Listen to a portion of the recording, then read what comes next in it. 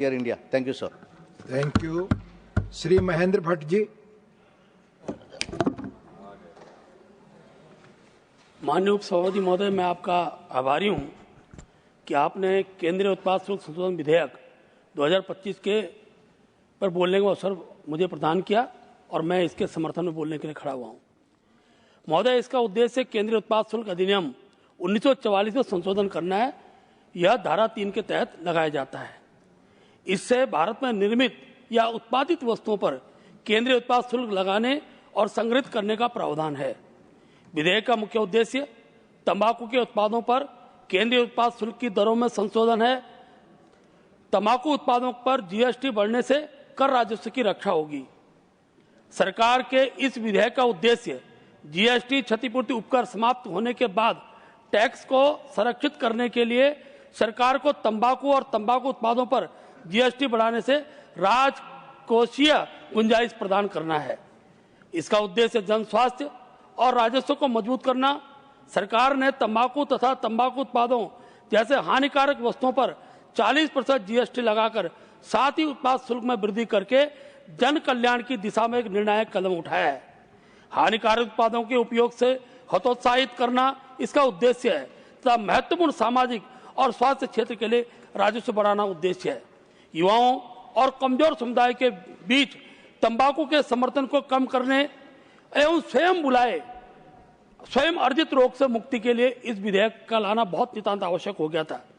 जब सरकार मध्यम वर्ग के सभी लोगों के लिए उनके कर को बोझ को कम करती है, गरीबों के लिए अनेकों योजनाएं संचालित करती है, तो तंबाकू जैसे हानिकारक और गैर जरूरी उत्पादों से राजस्व संग्रह विवेकपूर्ण और न्याय संगत है।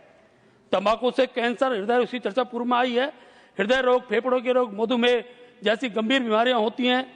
हड्डियों का घनत्व को कम हो जाता है, फ्रैक्चर का खतरा बढ़ता है, पेट में अल्सर बढ़ता है। सिगरेट पीने से फेफड़ों का कैंसर 90% फेफड़े इससे प्रभावित होते हैं।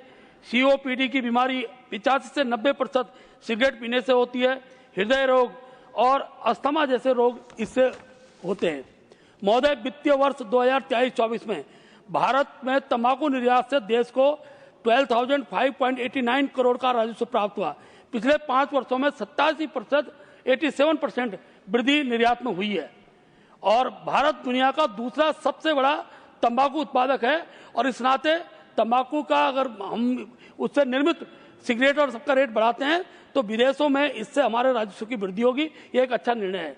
गुजरात राज्य सबसे ज्यादा तंबाकू उत्पादक का राज्य है और अभी जो कीमत थी 238 से 250 रुपये पर क्विंटल सिगरेट का रहा।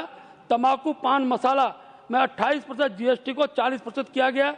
यह विधेयक सिगरेट, सिगार, हुक्का, जर्दा समेत अन्य तंबाकू उत्पादों पर शुल्क लगाकर जीएसटी क्षतिपूर्ति उपकर का स्थान लेगा। साथ ही स्वास्थ्य सुरक्षा से राष्ट्रीय सुरक्षा उपकर विधेयक पान मसाले पर लगाए जाने वाले क्षतिपूर्ति उपकर की जगह लेगा। इसका उद्देश्य राष्ट्रीय सुरक्षा और सार्वजनिक स्वास्थ्य से जुड़े खर्चों के लिए अतिरिक्त संसाधन एकत्र करना है। जुलाई 2017 में जीएसटी की शुरुआत हुई। उस समय राज्यों को होने वाले नुकसान के लिए क्षतिपूर्ति उपकर लगाने की व्यवस्था थी जो 5 वर्षों तक के लिए ही थी, लेकिन कोरोना के बाद इसे 31 मार्च 2026 तक जारी रखने का निर्णय लिया गया। इससे कोविड-19 की अवधि के राज्यों के नुकसान की भी भरपाई होने की संभावना है। अनियमित तंबाकू उत्पादों और तंबाकू के विकल्पों पर केंद्रीय उत्पाद शुल्क में वृद्धि होगी। अनियमित तंबाकू का शुल्क 64% से बढ़ाकर 70% होगा। एक्ट में प्रति 1000 सिगरेट पर 200 रुपये से 775 के बीच का उपचार शुल्क लगता था। वही अब बिल के तहत बढ़ा हुआ शुल्क प्रति 1000 2700 से 11,000 के बीच रहेगा। चबाने वाले तंबाकू पर शुल्क 25% बढ़ाकर 100% रहेगा। हुक्का या गुटखाऊ तंबाकू पर 25% से बढ़कर 40% होगा। पाइप और सिगरेट के स्मोकिंग मिक्सर पर शुल्क 60% से बढ़कर 325% निर्धारित किया गया है। मान्यवर, सस्ती सिगरेट, गुटखा खाकर आज की जो पीढ़ी है, नई नवजात पीढ़ी है, इसको इस लत से बचाने के लिए एक बहुत सकारात्मक प्रयास है। मैं माननीय मंत्री जी का को धन्यवाद देता हूं कि भारत में तंबाकू सेवन का जो प्रचलन 83.8% है, इसमें निश्चित रूप से इसके द्वारा कमी आएगी। यह एक रणनीतिक पीढ़ीगत निवेश है जो देश के एक स्वस्थ अधिक उत्पादक जनसंख्या सुनिश्चित करता है। महोदय, मैं पुनः बधाई देता हूं और मैं इस विधेयक का समर्थन करता हूं। नमस्कार। धन्यवाद। श्री